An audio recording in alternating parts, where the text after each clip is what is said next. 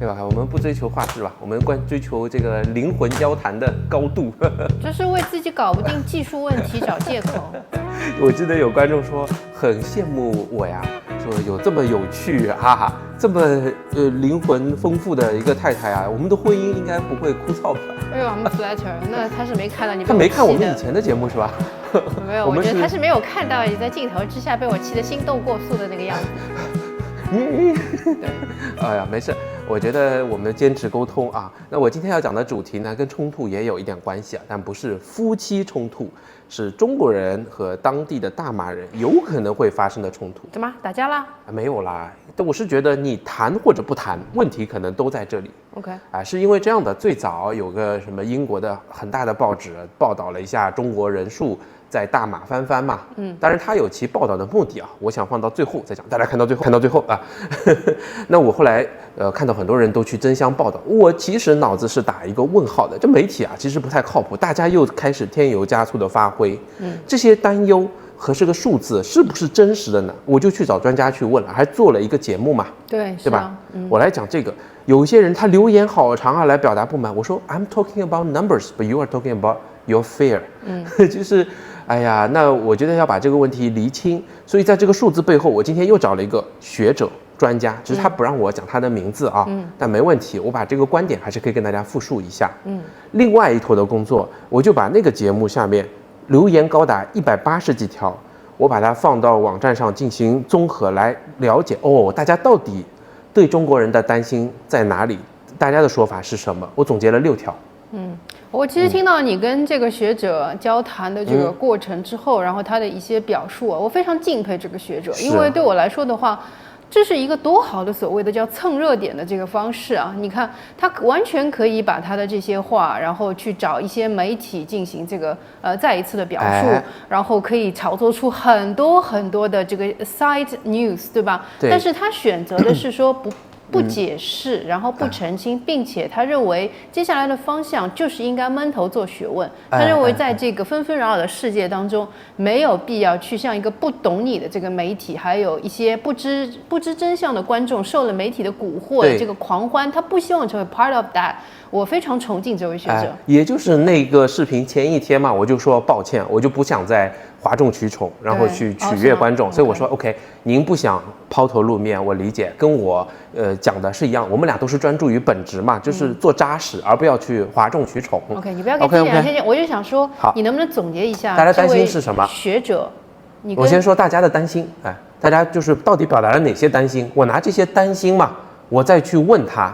那么会知道这个思路。其实大家表达了6个担心啊。第一个，我不知道你怎么想，他说经济影响与房价上涨，他觉得中国人涌入都会投资高价的房产，因为中国人的购买力很强会影响本地市场的稳定。但这个观众自己呢也就会纠正有些人说中国人只会买特定价位的房价，不太会造成整体的严重的影响，这是大家第一个担心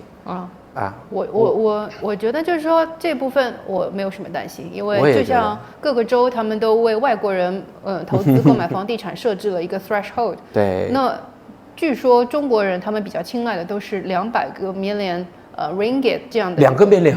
2个 million ringgit 这样的所谓的高档楼盘，但是200万马币，其实在中国北上广1线城市真的是 small piece of cake。所以对他来说的话，我觉得中国人去买这个，并不是说他有钱，而只是说这是他的一个正常的这个消费，他是捡了一个大便宜。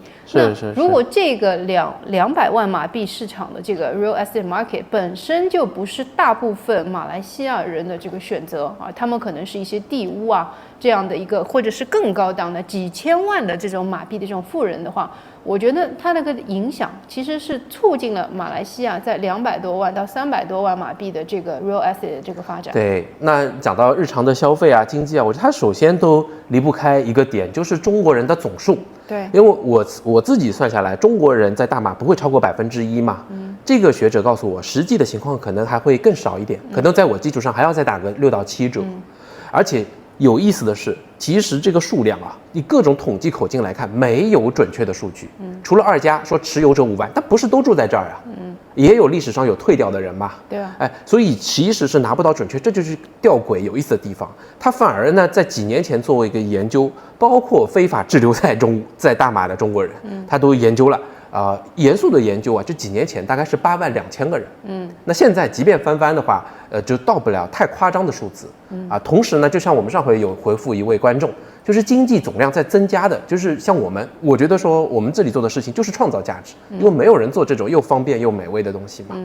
那这是一个点，我觉得你说的这个点，我还能3号理解这位观众另外一个点，因为他可能就是把这个马来西亚对比邻国新加坡在过去的3、4年当中所遭受到的这样一个中国大量的有钱人，还有就是疫情过后像我们一样的这些家长带着孩子到那边去读嘛，他们认为就是新加坡的这个物价这种飞升，还有它的房租，还有房屋价格的这样一下子跨越式的翻倍这样的增长，是源自于这个。但是我觉得马来西亚跟新加坡的情况不同啊，因为新加坡当时是可以给到富人绿卡，甚至是给到这个新加坡国籍一步到位的这种所谓的身份置换的一个选择。但是马来西亚它不是一个移民国啊。对，而且我上回有列举数据嘛，在新加坡的中国人可能几十万已经达到了它10%，并且呢，它的经济周期现在也开始进行一些物价的和房价的回调嘛。OK， 那这是一个我觉得小部分有道理，那基本上没有太大的道理。第二个，你看啊，他说大家担心的是什么？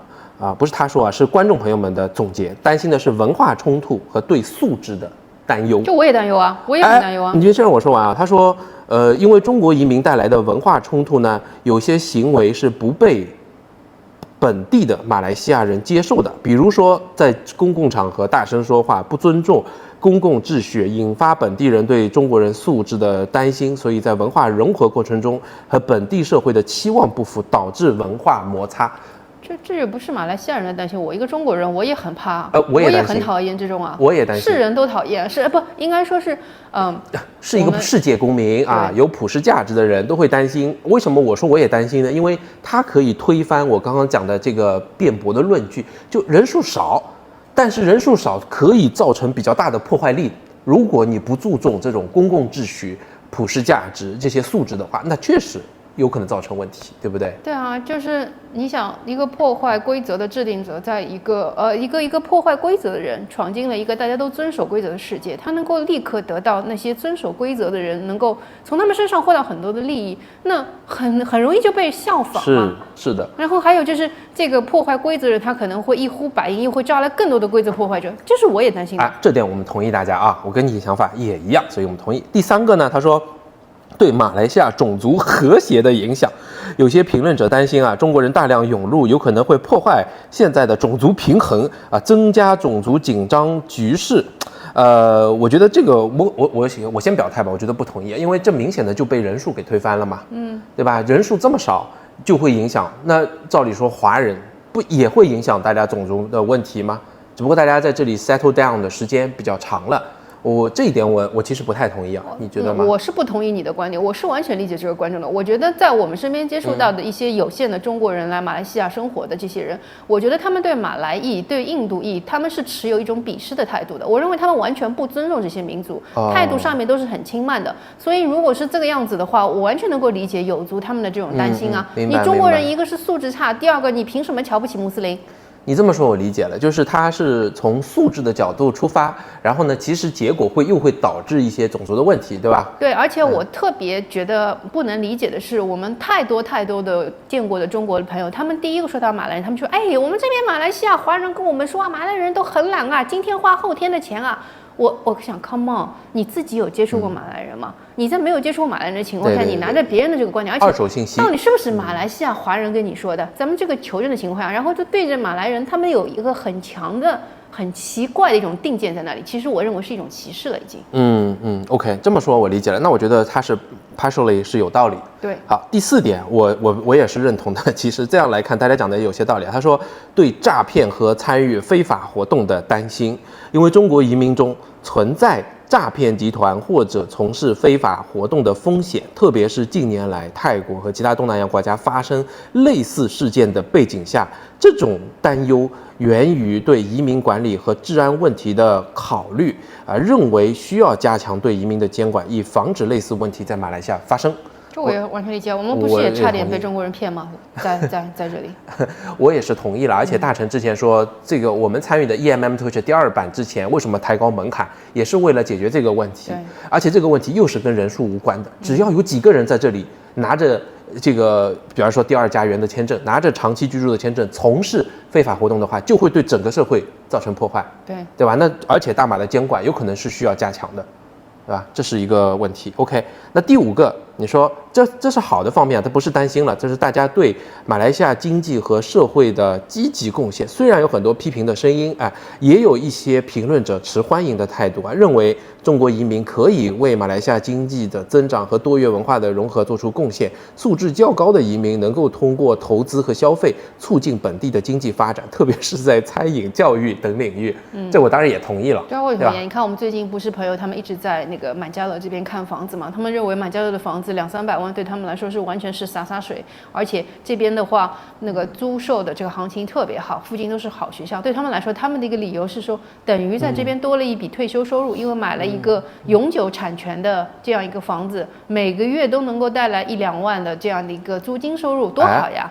对，所以我觉得我们将可以算到高素质的边缘嘛。没，我们绝对是低素质人群，你把自己总是看太高。那么你看我们也在餐饮上面做一些贡献，我觉得确实，如果你想的话，可以做出积极的贡献。那比如说我们做慈善，是不是积极的贡献？这个不能抵赖了吧？我觉得就是，如果是想就是作为一个想要过日子的人，他们在哪里都是想好好把日子过好。这样的人，我相信在任何一个国家，他都能够创造价值。我不太能够同意有一些我们的网友给我们的留言说，好像中国人来偷走了他们马来西亚人的商机。我觉得不是这样，商机可能是制造出来的。对，而且经济总量是越变越大的嘛，对吧？你看马来西亚的人本身也是每年2%增加，但它 GDP 照样在增加呀，对吧？而且我不太同意的有些观点，有些华裔在历史上其实他遭受过一些打压，哪怕现在因为也有大家反对党可以提 ，OK， 大家提不同的意见。那如果你这样的观点，你又去看一个新移民，其他又过来的人，其实是重复了这种逻辑嘛，对吧？我们应该看怎么能够让事情变好，怎么能够把商机越做越大。OK， 这有点跌位了，这是人家的国家，人家有这样观点很 natural。那我也可以提我的观点嘛，对不对？我只是说我们自己思考问题的角度。好，第6个呢，他是对官方提的意见，他说移民政策的管理部分评论者建议加强对移民的管理和限制，认为通过严格的移民政策可以缓解文化冲突和经济压力，确保数量不会多过来影响本地社会这么多人。大概是提到这个对政府的管理要求，这个我也同意了，其实。大家讲的有些道理，因为你说第2家园有规范吗？有，但是它有时候会有些变化，对吧？有时候开庭，有时候呢今天这样说，明天那样说，确实，并且在监管上有可能还有待加强。那么这个大家对官方提的意见，我也比较同意了。综合来讲，大家讲的还是比较有道理。我热烈欢迎马来西亚政府可以考虑我们这些希望在马来西亚能够生根的这些外国人的这个诉求。你说到这个，最近我们有一个顾客跟我在聊天的时候，他就讲到说，他因为他自己本身是马来西亚人嘛，然后他的配偶是中国人，他说他最近就是非常幸运的，本来不抱希望申请一个叫 ASPER Returning Program。就是他可以在马来西亚申请成功的话，他回马来西亚工作，他的配偶跟他的这个中国籍的孩子有可能可以拿到 PR。我觉得这是一个很好的一个信号嘛，是对吗？不然以前的那种大陆的这个配偶是没有办法，至少他对自己的国民和他的家庭行了更多的方便嘛，我觉得是好事情，为他高兴嘛。他的 ASPER Returning Program， 他就是吸引那些高素质的，在海外是已经到了专家级别的马来西亚人报效回国。对吗？那是这样的，而且这样你看，对以前已经出去的什么去了新加坡、欧洲不再回来的人，也会形成一种更好的吸引力嘛，是吧 ？OK， 所以我把这些问题，把这些大家的担忧也好，有些是正向的，还比较理性。我问了专家，我挑出3个问题我去问他。我觉得这里面3个，第一个我说你确实觉得经济上值得担心吗？他怎么说？就像你讲的，专家讲的比较好。他说呢，总体上他同意我讲的，就是经济是可以创造的。但是呢，对于 SME 这些零售业小的企业呢，他们的抱怨也确实会多，因为更多的中国人过来做生意嘛，他们是直接能够感受到压力。他本身并不是做的是毛利特别高的、生意很大的这样的一个生意人嘛，对吧？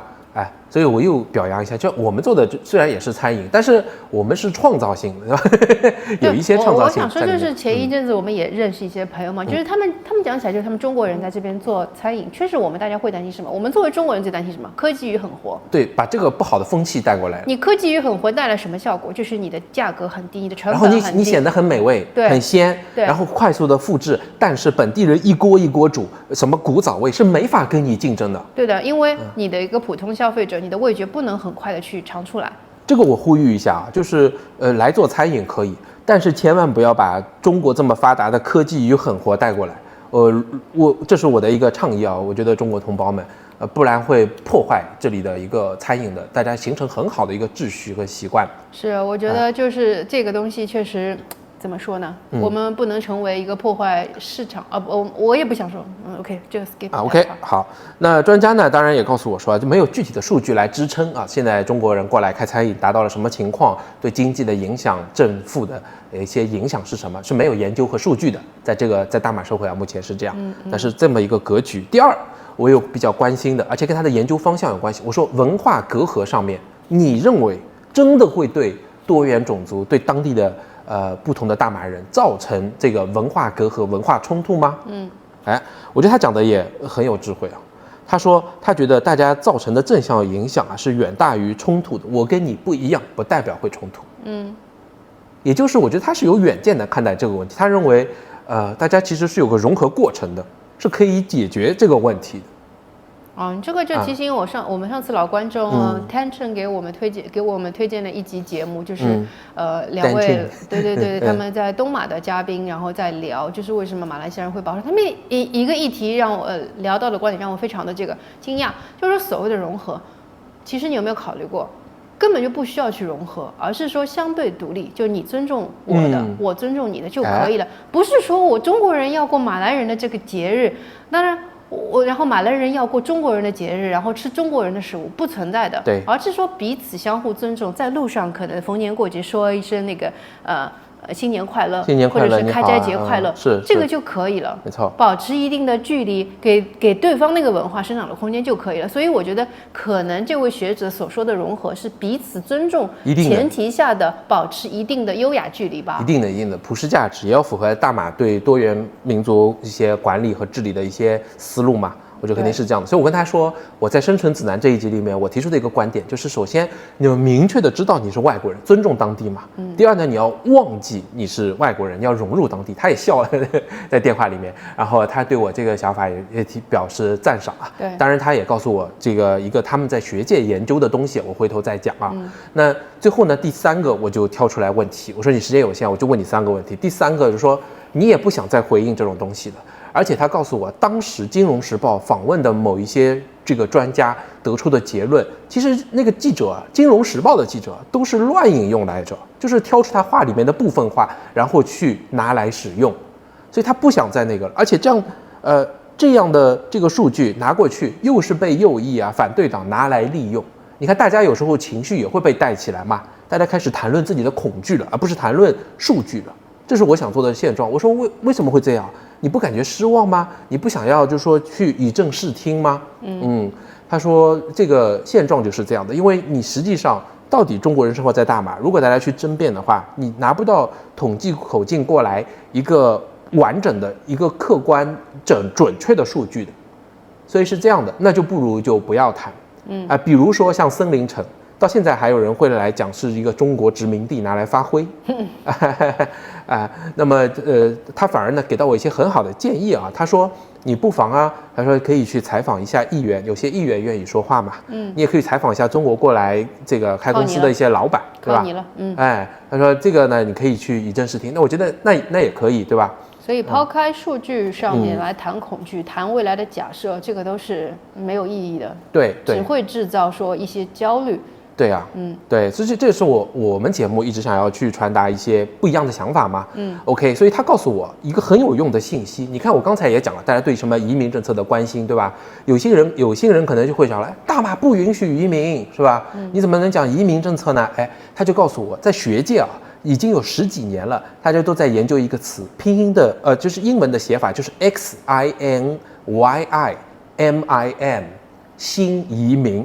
OK， 就是新移民的汉语拼也好，这里的拼法也好，他们把其实像我们这样，就是你长期居住在某一地，不完全以转换国籍、转换这个公民身份为目的的，像有很多投资过来的人，有一些专家学者，他们都算是叫新移民，他们就开始对新移民当地经济啊、文化融合和造成的影响会产生一些到底什么结果来进行研究。这个词，我觉得我们带上一个滤镜，带上这个叫新移民的新的眼镜来看待这个问题的话，有可能会得到更多新的一些启示。